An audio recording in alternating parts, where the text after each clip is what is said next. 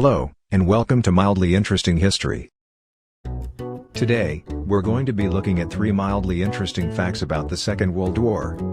Number 1. The first American soldier was killed by the Russians.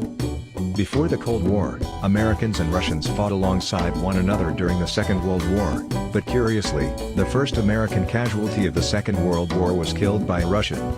This American was Robert M. Losey, who served as the air assistant to the military attaché with the United States Embassy in Finland in 1940. As the German armed forces began their Norwegian campaign, Losey was directed first to Sweden, then to Norway. After arriving in Norway, he immediately became involved in efforts to evacuate the American legation to safety across the Swedish border. The American legation was divided into 2 parties. The first party, including Losey and U.S. Minister Florence Jaffray Harriman, reached Sweden safely but had lost contact with the second party. Losey volunteered to return to Norway in search of the remainder of the American legation. Seeking out the Americans, Losey passed through Dombås, a strategic railway intersection, just as a German Luftwaffe bombing began. The two sought refuge in a railway tunnel with others, but once in the tunnel Losey stood where he could observe the bombing. After a bomb fell near the entrance to the tunnel, a fragment of it pierced Losey's heart, killing him. Number 2. The youngest soldier in World War II was only 12 years old. During the Second World War, the U.S. military allowed men of 18 or older to join their ranks, although 16 and 17-year-olds were permitted with parents' permission.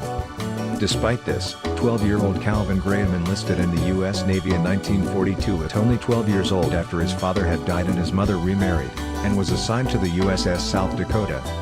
Whilst on the USS South Dakota, Graham took part in the Battle of the Santa Cruz Islands in October 1942, with the crew of his ship receiving a Navy unit commendation for their actions.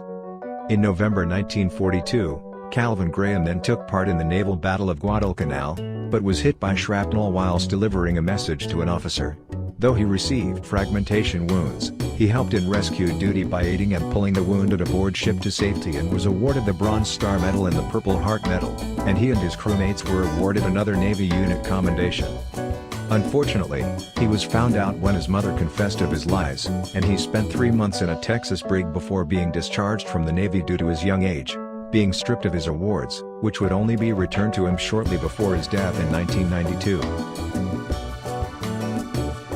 Number 3. A Japanese soldier refused to believe the war had ended and held his position for almost 30 years. Hiro Onoda was an Imperial Japanese Army intelligence officer who fought in the Second World War in the Philippines. Sent to Lumbang Island in the Philippines in 1944, Onoda was ordered to prevent an enemy attack, and was told that he was never to surrender under any circumstances, an order that he would take far too literally in the coming months. In October of 1945, Onoda and his 3 companions discovered a leaflet telling them that the war was over, but they did not trust it, believing it to be Allied propaganda, so ignored it. Onoda continued to hold this position for 29 years, during which one of his companions surrendered to Filipino forces, and the other 2 were killed during shootouts with the local police. In February 1974, Norio Suzuki, an explorer who had been searching for Onoda, finally found him after 4 days, telling him that the war was over, but Onoda insisted that he would only leave after being discharged by a commanding officer. Norio took photos of Onoda as proof, before returning to Japan to inform the Japanese government of his wishes. The Japanese government located Onoda's commanding officer, Major Yoshimi Taniguchi, who had since become a bookseller, who on March 9, 1974, finally met with Onoda, relieving him of duty. Even after almost 3 decades, Taniguchi was surprised to find out that Onoda's gun was cleaned and still functioning. Thank you for watching, and if you enjoyed, make sure to subscribe so that you do not miss my future videos.